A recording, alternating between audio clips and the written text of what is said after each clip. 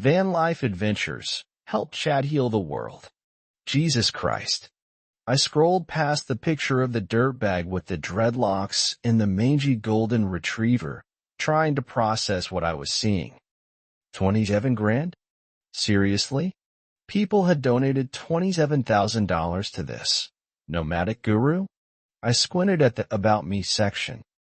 Chad is a free spirit seeking to reconnect humanity with nature's rhythms.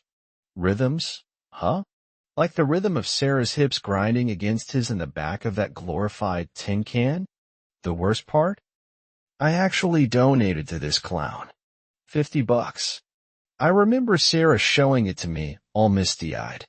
He's doing such important work, babe. We should support him. I'd rolled my eyes internally but swiped my card anyway, trying to be the supportive, emotionally available boyfriend she claimed to want. Fucking idiot. But rewind a bit. Before the GoFundMe. Before Van Life Adventures, there was Sarah. I met her at a brewery in Reno, Denver, right? Place was packed, all exposed brick and ironic mustaches. She was laughing, loud, throwing her head back. And I'll admit, I was drawn in. I'm Sarah, she said, like I should already know. And you're Mark. I offered a hand. Her grip was surprisingly firm. Mark, she repeated, drawing out the R. I can tell you're, like, emotionally available. I chuckled, playing it cool. Is that a good thing? It is, she said, her eyes locking on mine. I need someone who gets me. Someone who's not afraid to feel. Naomi thought I'd hit the jackpot. A woman who appreciated my sensitive side? Turns out, she just needed someone to cry to while she planned her escape route with Captain Compost. Denver, man. It's a lifestyle brand disguised as a city. We did the whole routine. Craft breweries every weekend, hiking trails with Instagram-worthy views, even a goddamn yoga retreat up in Boulder. But even then, little cracks were forming. We'd be at some brewery, and she'd stare out the window, a faraway look in her eyes. I just feel so stuck, Mark. Stuck? We lived in a trendy condo downtown. Both had decent jobs. What the hell was she talking about? She'd complain about our cookie-cutter life in our soulless condo. Everyone here is just chasing the same dream, Mark. A big house, 2 kids, a golden retriever. The irony, right? She wanted a golden retriever for Chad, and a GoFundMe to fund his escape from the very life I was building for us. Looking back, the red flags were practically waving like goddamn Soviet banners at a May Day parade. Her Instagram. Jesus. Every hike, every brunch. Every goddamn avocado toast had to be documented and validated by a chorus of likes and heart emojis. If I dared to suggest putting the phone down for 5 minutes, I was controlling or jealous. Jealous of what? Some influencer wannabe's filtered reality? And my job. I was killing it at my tech company, on track for a serious promotion. But that wasn't good enough. You're always working. Mark, you're obsessed with climbing the corporate ladder. Don't you care about us? Us? Or her insatiable need for a life I was apparently failing to provide. I was too focused on building something, while she wanted to skip straight to the mountaintop view. Then came Chad. He was a friend of a friend from Sarah's yoga class.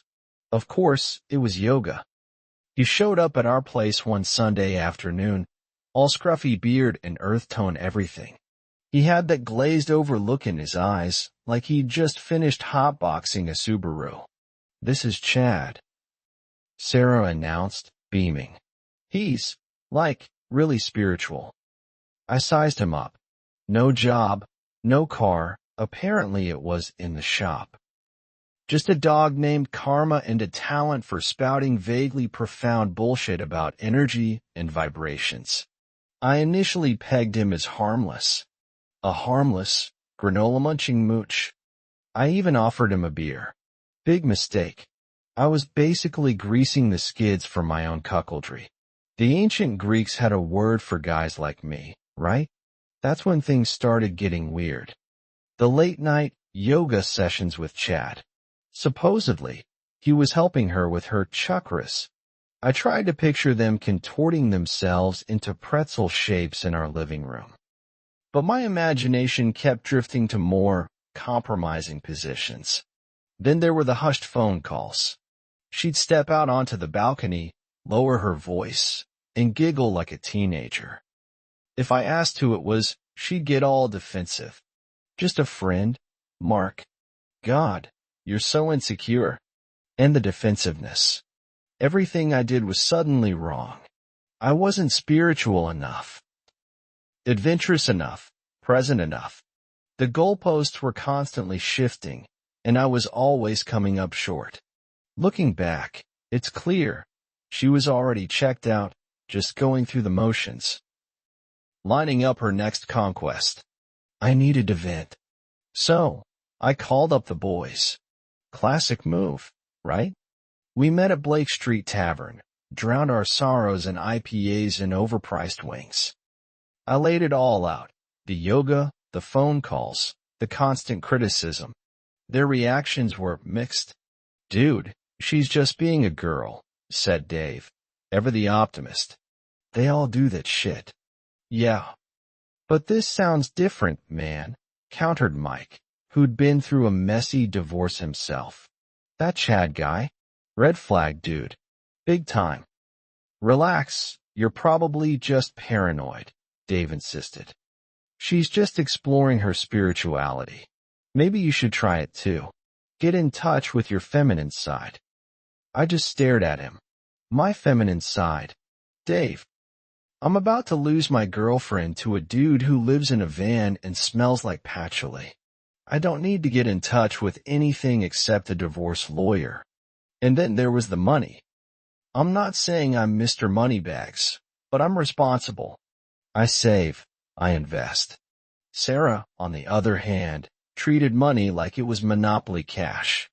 Designer handbags, spontaneous weekend trips.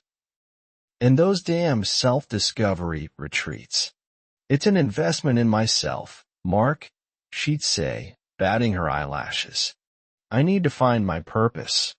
My purpose, apparently, was to fund her quest for enlightenment while she banged a dude who couldn't afford car insurance. I tried to talk to her about it, about saving for a down payment on a house, about our future.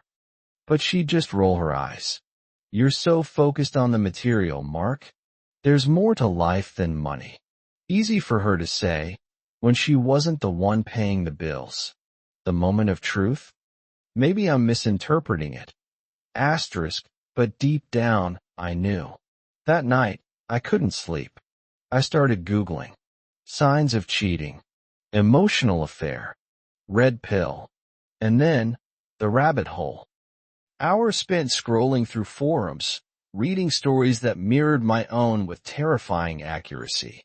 It was like a punch in the face. I wasn't crazy. I was just blind. I knew I couldn't just explode. I needed to be strategic.